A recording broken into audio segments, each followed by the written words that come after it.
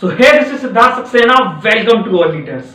तो आज हम बात करने वाले हैं स्ट्रेस के ऊपर। देखो, हम सबकी लाइफ में यार अलग अलग सिचुएशंस आती हैं, हमने बहुत सिचुएशन से डील किया, बट कौन सी सिचुएशन हमारे लिए क्या मायने रखती है, उसके बेस पे हमारे माइंड में अलग अलग तरह का स्ट्रेस जनरेट होता है। किसी के लिए थोड़ा कम होता है, किसी के लिए थोड़ा ज़्यादा होता है, किसी के लिए बहुत ज़्यादा होता है। तो इस स्ट्रेस को मैंने आपको अच्छे से समझाने के लिए इसको दो कैटेगरी में बांट देता हूँ। जो पहली कैटेगरी है उसको मैंने नाम दिया है अनप्लैन्ड स्ट्रेस, और जो सेकंड है वो है प्री प्लान्ड स्ट्रेस। भैया ये दो तरह का स्ट्रेस समझ में नहीं आ रहा कि मतलब दो तरीके से कैसे।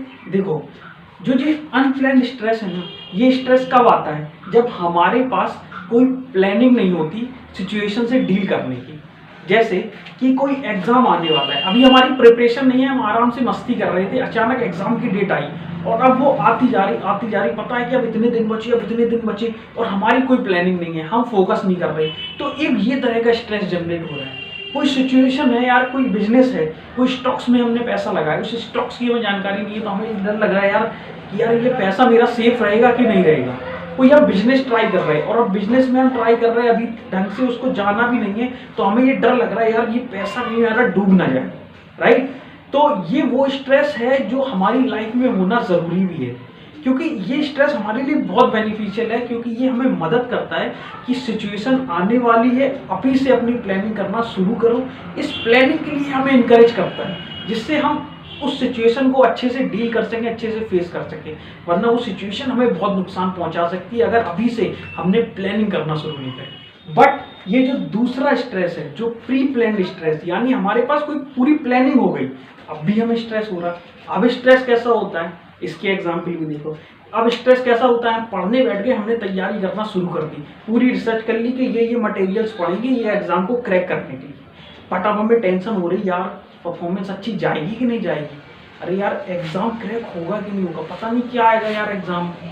या हम बिजनेस कोई करने वाले हैं, हम कोई अपनी न्यू चीज़ करने वाले हैं, पूरी प्लानिंग कर ली, पूरी नॉलेज कर ली, अब हमें कूदने में डर लग रहा है, अपने मैदान में खेलने में डर लग रहा है कि यार जीतेंगे कि नहीं जीतेंगे। तो देखो, ये स्ट्रेस हमें क्यों लग रहा है? ये स्ट्रेस इस वजह से लग रहा है क्योंकि हमने अपना फोकस कहाँ डाल दिया? आउटकम पर, कि होगा क्या भाई। हम मैदान में उतर तो गए हैं, अब यार हम जीतेंगे कि नहीं, उस मैदान में क्या होने वाला है, कैसे होने वाला है। क्यों हो रहा है कि हमने पूरा फोकस कहाँ डाल दिया? अपने आउटकम पे। तो इसको आपको समझना पड़ेगा कि आउटकम पे फोकस डालने से कुछ नहीं होगा, क्योंकि ये तो हमारे हाथ में होता ही नहीं है ना कि कौन सी सिचुएशन कब कैसी हो जाए। इसलिए इस पे स्ट्रेस डालने से, इस पे अपना पूरा फोकस डालने से कोई फायदा नहीं है बॉस।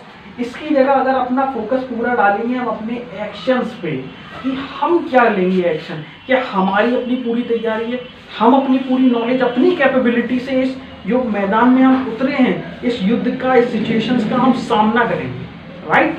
तो जब हम अपना पूरा तरीके से एक्शन पे फोकस लाते हैं तो हम अपनी पूरी कैपेसिटी के साथ खुल के खेलना शुरू करते हैं कि अब सिचुएशन जो भी हो देखा जाएगा, कम से कम जीते या हारे वो परवाह नहीं, बट कम से कम ये तो रहेगा कि हाँ मैंने अपनी तरफ से अपना 100% दिया था।